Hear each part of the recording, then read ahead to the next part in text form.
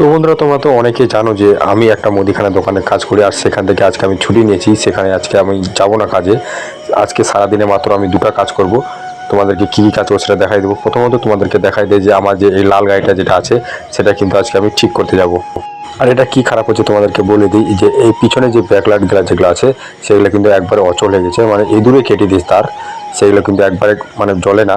আজ সেগুলো ঠিক করতে যাব। আর তোমাদেরকে বলে দিই, এটা হলো 1 নম্বর কাজ। আর তারপর আমি কি কাজ করবো সেটা তোমাদেরকে ভিডিওর মাধ্যমে দেখাবো। আর আমি তারপর বাড়ি থেকে রওনা দিয়ে দিলাম, সেটা তোমরা বুঝতেই পারছো। আর আমি তো বন্ধুরা, সারাদিনে আমি আজ দুটো কাজ করবো, তোমাদেরকে প্রথমেই বললাম আর তারপরেও বলছি যে আজকে আমি সারাদিনে মাত্র দুটো কাজ করব। প্রথমত আমি আমার গাড়িটা ঠিক করব, তারপর আমি আরেক জায়গায় যাব। সেটা তোমরা এই প্রথম থেকে লাস্ট অবধি এই ভিডিওটা দেখবেন, তাহলে কিন্তু অতি সহজে বুঝতে পারবেন। আর তারপর আমি একটা গ্যারেজে চলে আসলাম এই মোটরসাইকেল ঠিক করার জন্য, আমার মোটরসাইকেলটা। আর সাধারণ গুছানো জিনিস দেখতে আলাদা লাগে, আর খুলে দিলে সব কিছু দেখতে কিন্তু একবারে বিচ্ছিরি লাগে। সেটা তোমরা ভিডিওর মাধ্যমে দেখতে আসো। আমার গাড়িটা কি সুন্দর ছিল, আর মেকার আছে এখানে, খুলে টুলে দেখে দেখো একবারে বিচ্ছিরি লাগছে দেখে। তো বন্ধুরা, তোমাদেরকে বলে দিই আমার গাড়িটা কি সুন্দর ছিল, একদম সাজানো গুছানো ছিল, কি সুন্দর দেখে লাগছিল। এখন কিন্তু দেখে কিন্তু একবারে খারাপ লাগছে, কারণ আমার গাড়িটা ঠিক করা হচ্ছে। এই জন্য আমার মেকার গাড়িটা সম্পূর্ণ জিনিস খুলে দিয়েছে পিছন দিকের লাইটগুলো ঠিক করার জন্য। এই দূরে দেখছি যে এখানে এই দূরে তার কেটে দিয়ে একবারে বিচ্ছিরি করে দিয়েছে। তো বন্ধুরা, তোমাদেরকে বলে দিই আমি এটা কোন জায়গায় এসেছি ঠিক করতে গাড়িটা। এটা হলো কাতলাপুকুর স্ট্যান্ড।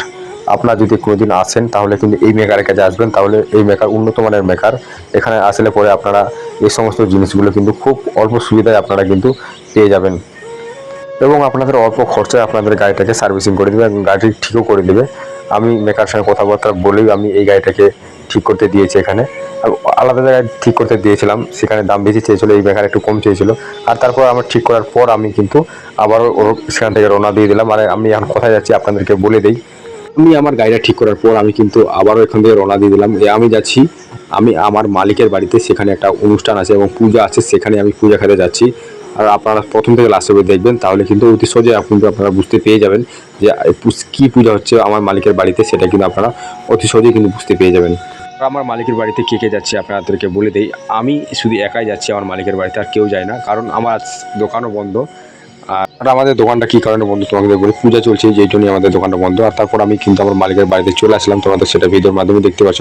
আর আসা মাত্র কিছুক্ষণ পর কিন্তু আমাদের হাতে কিন্তু প্রসাদ ধরে দিল, কারণ এখানে পূজা চলছে আর পূজারই ঠাকুরের প্রসাদ দিয়ে দিল।